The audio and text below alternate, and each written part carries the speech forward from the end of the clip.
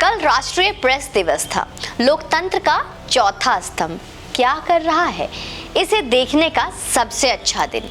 क्या आप में से कोई एक भी मेरे इस बात का खंडन करना चाहेगा कि यह कलम, जिसे गुरूर था इस बात का कि वो तलवार से भी अधिक ताकतवर है, वो अब कलम की दुकान हो गया है और ये दलाली कर रहा है।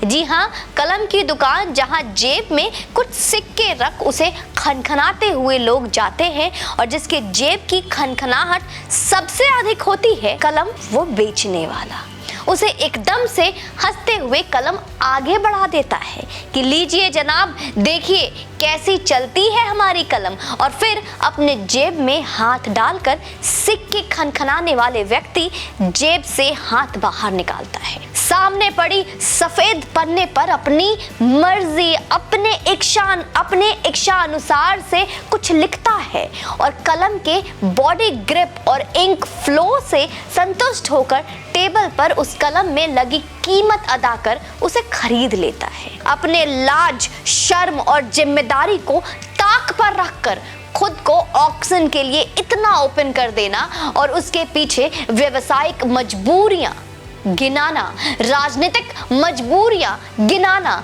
इनके लिए इतना आसान हो जाएगा, कभी यह किसी ने नहीं सोचा होगा। नमस्ते हिंदुस्तान, कैसे हैं आप लोग? जी हाँ, यही है आप प्रेस दिवस की बातें, यही है पत्रकारिता। पहले अखबार छपकर बिकती थी और अब बिककर छपती है। जब यह शेर एक कवि एक शाम किसी कविता सम्मेलन में पढ़े और उसके अगले दिन यह हूबहू लिखा हो अखबारों में, कवि ने पढ़ा फला शेर के टाइटल के साथ छपे, तो इसे अखबार का इस आरोप पर स्वीकृति ही तो कहेंगे, है ना? वीडियो को लाइक अवश्य कर दीजिएगा और अंत तक देखिएगा। हम नहीं जानते कि पत्रकारिता की पढ़ाई में क्या पढ़ाया जाता है, लेकिन अखबार देखकर समझ तो यही आता है ना आप लोगों को कि किसी घटना के हेडिंग लिखते समय बहुत सी सावधानियां बरतनी होती होंगी।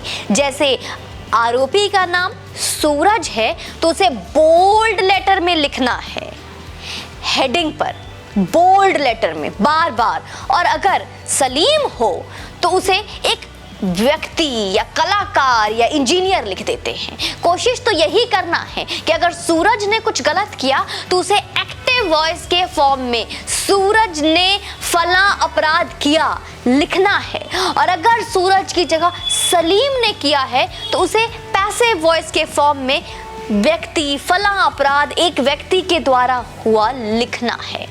जैसे मान लीजिए कि एक लड़की है जिसका नाम क ख ग और उसकी हत्या हुई और हत्यारे का नाम सूरज है, तो अखबार की हेडिंग ये रखनी है कि सूरज ने की क ख ग की दिल दहलाने वाली हत्या लिखना है। और अगर इसी घटना में हत्या करने वाले का नाम सलीम, हैदर, अब्दुल या अली है तो हेडिंग में ये लिखना है कि प्रेमी पर लगा प्रेमिका का हत्या का आरोप। बहुत हिपोक्रेसी है। देश का सेक्युलर नेचर जिंदाबाद रहे, इसके लिए क्या सिर्फ कोर्ट और सरकारें ही काम करेंगी? ना, ऐसे कैसे हो सकता है? कैसे? सबसे बढ़ चढ़कर काम तो प्रेस को करना है, इन पत्रकारों को करना है। सलीम को कभी सन्नी बना देना तो कभी गुड्डू, ताकि लोग समझ ही ना पाए कि फला काम एक मजहबी का है या हिंदू का। और राजू तो आम बात है, अगर कोई घटना एक हिंदू ने अंजाम दी है तो उस घटना के मूल कारण से लोगों को नहीं भटकाना है, और अगर किसी मोमीन के हाथों वो हो गया है, वैसे वो शांति प्रिय कौम भला अपराध क्यों ही करेगी? वो तो शांति का परचम लहराने वाला है।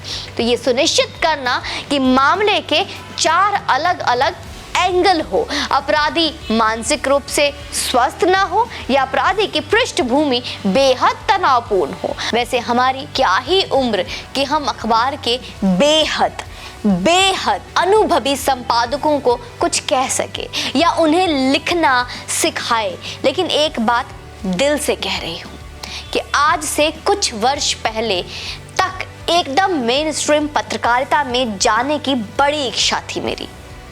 नहीं जा पाई तो एक उदासी सी भी आई, कई ऐसे मौके भी मिले, मैंने मना किया, कुछ जिम्मेदारियां थी। लेकिन जब से थोड़ा थोड़ा समझने लगे हैं ना, हम रोज सुबह उठकर अपने महादेव की, अपने श्री राम को यही कहते हैं कि तेरा लख लख धन्यवाद, तेरे लाख लाख धन्यवाद मेरे भगवान जी, जो मुझे उस कलम बेच धंधे में जाने से रोक लिया आपने। जो जिस्म बेचती है वो बस अपना जिस्म ही बेचती है, लेकिन जो कलम बेचता है वो पढ़ने वाले हर पाठक का भरोसा बेचता है, अपना खुद का ज़मीर आत्मा तक बेच देता है, यकीन करने वाले हर पाठक का यकीन बेच देता है। जिन आंखों को यह भरोसा होता है कि सौंधी कागज की खुशबू से महकता शब्दों का संसार जो कुछ ही देर में अपनी साइकिल के कैरियर में दबाकर कोई अखबार वाला उन्हें दे जाएगा, और उनकी आंखों का भरोसा बेचते। लोकतंत्र का ये चौथा स्तंभ, हमारे देश के लोकतंत्र का ये चौथा स्तंभ, अपने आसपास डॉक्टर, इंजीनियर और अधिकारी की तरह सम्मान पाने वाले पत्रकार जब आम लोगों से सड़कों में पीटे जा रहे हैं, दुत्कारे जा रहे हैं, गाली पड़ रही है, दरवाजे से भगाए जा रहे हैं, तो यह पत्रकारों का मन जानता है कि उनके साथ ऐसा क्यों हो रहा है। हाथ में कलम हो, हाथ में माइक हो, गले में पत्रकार होने का आई कार्ड हो, और उसके बाद भी सच को सच कहने की हिम्मत ना हो, ताकत ना हो, ऑर्डर ना हो, तो वही डिजर्व करते हैं जो उन्हें आज मिल रहा है। बाकी आप क्या सोचते समझते हैं, आप बताइए, क्योंकि जब हमारी आवाज बनने से सबने मना कर दिया तो हमने, आपने मिलकर एक दूसरे की आवाज बनने का संकल्प किया, और हमने ठाना है कि कोई मेन स्ट्रीम मीडिया के सहारे या कुछ शब्दों के ताना बाना बुनकर झूठ नहीं दिखाएंगे।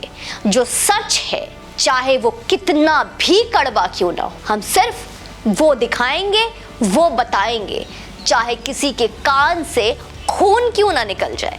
लेकिन यहाँ सिर्फ सच और सच का ही सिक्का चलेगा, क्योंकि हम सभी सनातनियों ने मिलके ये संकल्प लिया है, और हम अपने संकल्प को पूरा अवश्य करेंगे।